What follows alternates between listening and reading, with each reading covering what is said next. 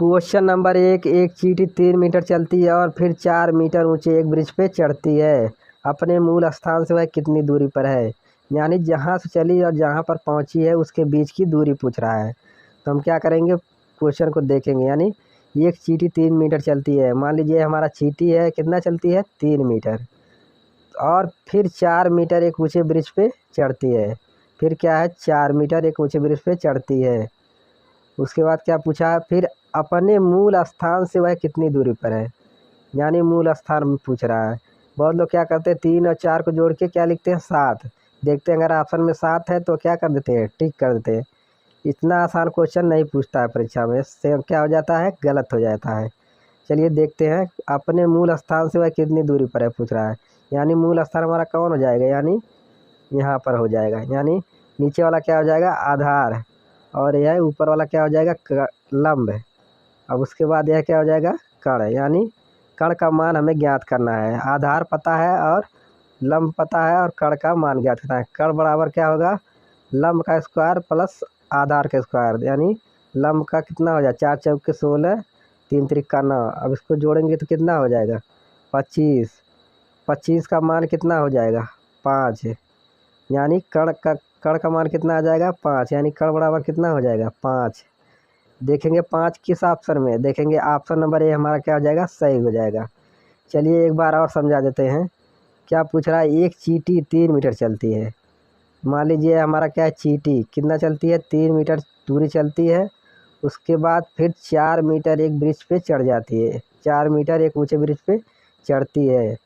अपने मूल स्थान से वह कितनी दूरी पर है? यानी मूल स्थान हमारा कहाँ पर है, यानी यही हमारा मूल स्थान है। तो यह आधार हो गया और यह लंब, और यह क्या हो जाएगा, कण। यानी आधार का पता है और लंब पता है, हमें कण का मान ज्ञात करना है। तो कण बराबर क्या हो जाएगा, आधार का स्क्वायर प्लस लंब का स्क्वायर। यानी लंब का स्क्वायर कितना हो जाएगा, 4 चौके 16 और आधार 3 त्रिका 9। अब अंडर रूट कड़ी में कितना हो जाएगा, जोड़ेंगे 25। अब 25 का मान कितना होता है, 5। देखेंगे ऑप्शन में कितना है, ए। ऑप्शन ए हमारा क्या हो जाएगा, सही हो जाएगा। हम उम्मीद करते हैं दोस्तों ये क्वेश्चन समझ में आया होगा। चलिए देखते हैं क्वेश्चन नंबर 2।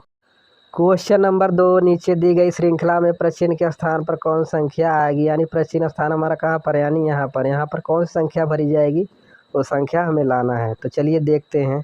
सबसे पहले देखेंगे हमारे संख्याएं कौन कौन सी, यानी 3, 5, 6, 12, 12, फिर प्रश्न का स्थान, फिर उसके बाद 24, फिर 26। इन सबको क्या करें कि हमारा प्रश्न के स्थान पर हमारा आंसर आ जाए। तो चलिए देखते हैं हमारी संख्याएँ कैसे चल रही हैं। पहले देखेंगे 3 के बाद 5, यानी कितना बढ़ रहा है, 2। उसके बाद 5 के बाद फिर 6, कितना बढ़ा, 1। फिर उसके बाद 6 के बाद 12, कितना बढ़ा, 6। फिर 12 के बाद फिर 12, यानी कितना बढ़ा, 0। यानी इस टाइप से अगर देखेंगे संख्याएं कभी कम बढ़े कभी ज़्यादा, इस टाइप से क्या है, हमारा आंसर नहीं आएगा। उसके बाद क्या करेंगे, मल्टीपल के रूप में देखेंगे, यानी गुणा के रूप में। यानी एक संख्या को छोड़ के हम करेंगे। यानी 3 के बाद 6 में, यानी 3 गुणे 2, यानी 3 दूना 6। उसके बाद 6 दूना 12, यानी 2 का गुणा हो रहा है। फिर 12 दूना 24, क्या हो रहा है, 2 का गुणा। अब उसके बाद ऊपर वाले से करेंगे, यानी 5 को देखेंगे, 5 को फिर देखेंगे 12 कैसे आ गया। कितना बड़ा है कि 12 या 7। उसके बाद फिर 7 बढ़ाएंगे तो कितना हो जाएगा, यानी फिर 7 बढ़ेगा तो प्रश्न का स्थान कितना होगा, 19। कितना हो जाएगा, 19। अब उसके बाद 7 फिर बढ़ाएंगे तो कितना हो जाएगा, 19 और 7 26। यानी देखेंगे प्रश्न के स्थान पर हमारा कितना आ गया, प्रश्न के स्थान पर हमारा 19 आया। 19 देखें किस ऑप्शन में, देखेंगे ऑप्शन नंबर ए हमारा सही हो जाएगा।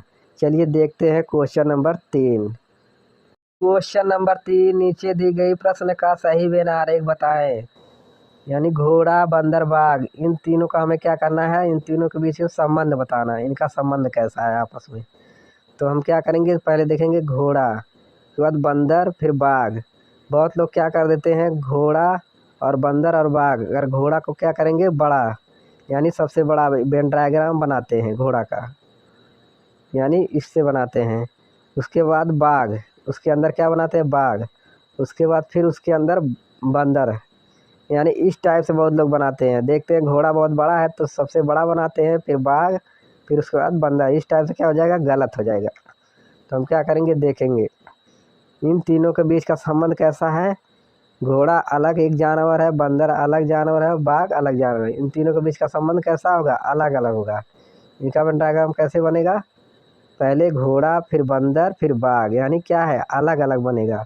देखेंगे किस ऑप्शन में है, देखेंगे ऑप्शन नंबर बी में, यानी ऑप्शन नंबर बी हमारा क्या हो जाएगा? सही हो जाएगा। हम उम्मीद करते हैं दोस्तों ये क्वेश्चन आपको समझ में आया होगा।